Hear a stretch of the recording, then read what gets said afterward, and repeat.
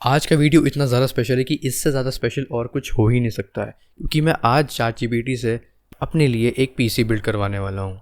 जी हाँ, आपने सही सुना, ChatGPT से पीसी बिल्ड। तो बात बहुत ज़्यादा सिंपल है। मैं ChatGPT से बोलूँगा कि मेरे लिए बेस्ट गेमिंग पीसी बना करके दो 40,000 के बजट के अंदर, और 40,000 के बजट के अंदर ही मेरे लिए एक बेस्ट एडिटिंग पीसी बना करके दो। मैं कोई पीसी एक्सपर्ट नहीं हूँ, तो देखते हैं ChatGPT ज़रा बेहतर काम करता है या मैं। पहले जो बिल्ड बनाया है वो ChatGPT ने बनाया है for gaming. So let's see 40,000 रुपये के अंदर इसने क्या बनाया है गेमिंग के लिए। CPU इसने लगाया है AMD का Ryzen 3 3100। मदरबोर्ड लगाया है ASRock का B450M। GPU इसने लगाया है GTX 1650 और रैम इसने लगाई है DDR4 3000 MHz की। आई डोंट नो ये कौन सी है, 8 GB की। और इसने स्टोरेज जो लगाया है that is 120 GB SSD। Can you imagine. और पावर सप्लाई इसने यूज़ करी है 450 वाट की एंटेक की। कोई गेमिंग कैबिनेट इसने यूज़ किया है 2100 रुपये का, और मॉनिटर यूज़ किया है एसर का 24 इंचेस का। टोटल कॉस्ट जा रहा है 39,240 रुपीज़। ये तो इसने गेमिंग का बिल्ड कर दिया। अब इसके एडिटिंग बिल्ड का देखते हैं क्या होता है। सो CPU इसने यूज़ किया है Intel core i5 12400। Okay. Motherboard use किया है MSI का H610ME। DDR4 मदरबोर्ड है। अभी रैम इसने यूज़ करी है 16 GB 3200 MHz की, और 500 GB इसमें SSD डाल दी है। And after that you have the power supply from cooler master 450 वाट। फिर आप लोग को केस देखने को मिल जाता है गेम डियाज की तरफ से 3500 रुपये का, और मॉनिटर लगाया हुआ है कोई 24 इंचेस का 7,500 रुपये का।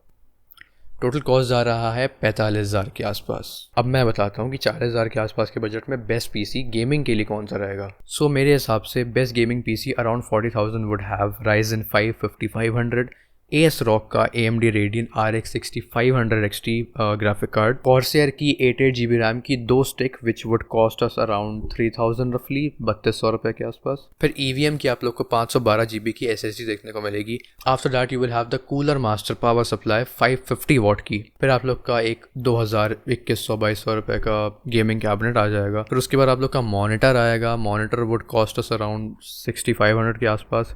एसर का ये वाला मॉनिटर एक्चुअली काफ़ी ज़्यादा अच्छा है, 120 हर्ट्ज का इसमें रिफ्रेश रेट देखने को मिल जाएगा। बजट बिल्ड के लिए यही सही रहेगा। फिर जो मदरबोर्ड रहेगा इस बिल्ड के साथ that would be the B550MA Pro from MSI। वही मैं भी यूज़ कर रहा हूँ। अब आप लोग को मैं एक्चुअली बताता हूँ, ये जो स्पेसिफिकेशंस है ये मेरे पीसी की हैं, और मेरा पीसी जो है इस टोटल बिल्ड की जो कॉस्ट है actually that is going from 40,000 to 43,000 max. अगर आप लोग ऑफलाइन मार्केट से बनाते हैं तो अच्छा खासा डिस्काउंट मिलता है। सो 42-43,000 रुपये में ये बिल्ड आपका कंप्लीट हो जाएगा। अब आप लोग सोच रहे होंगे कि ये पावरफुल नहीं है, ऐसा वैसा। तो ये वीडियो जो आप लोग देख रहे हैं ये 4K में एडिट हुआ है, रेंडर हुआ है इसी पीसी पे। इसमें जो गेमिंग कैपेबिलिटी है that goes from like 80+ FPS in Forza Horizon 5, 80+ FPS in your GTA 5। And bro ये कोई भी गेम, किसी भी टाइप का गेम एक्चुअली आराम से चला लेता है, कोई भी इशू नहीं आती है। ऑब्वियसली ग्राफिक कार्ड बहुत ज़बरदस्त नहीं है, बट 40,000 रुपये के बिल्ड पे, 40,000 रुपये के बजट में आप लोगों को ये बेस्ट देखने को मिलेगा। और 80 FPS एक्चुअली बहुत ज़्यादा होता है। पर अगर ऐसा कोई आदमी है जिसको एडिटिंग बहुत ज़्यादा करनी है तो उनके लिए आई वुड से कि जो AMD का ASRock वाला जो मैंने आप लोग को बताया RX 6500 XT उसको हटा दो। अगर आप लोग एडिटिंग करनी है तो आप लोग डाल दीजिए GTX 3050। उस ग्राफिक कार्ड की बहुत ज़्यादा अच्छी रेपुटेशन नहीं है मार्केट में, बट एडिटिंग के लिए दैट वुड बी गुड, क्योंकि उसमें encoding codec something like that एक चीज़ होती है, मुझे याद नहीं आ रही है इस वक्त, वो यूज़ करी जाती है जिसमें आप लोगों की मतलब एडिटिंग बहुत ज़्यादा ईजी हो जाती है।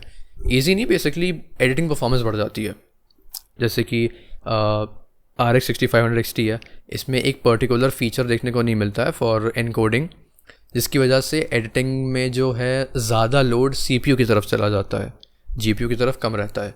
बट GTX 3050 में एनकोडिंग आती है, जिसकी वजह से आप लोगों का जो लोड है that would be shifted from the CPU to GPU, मतलब डिवाइड हो जाता है, जिससे आप लोग को बेटर परफॉर्मेंस देखने को मिलेगी। और 3050 अच्छा है, आप लोगों को डेफिनेटली RX 6500 से तो बेटर गेमिंग करा देगा, बट वो आप लोगों को 3-4 हज़ार रुपये एक्स्ट्रा कॉस्ट भी करेगा।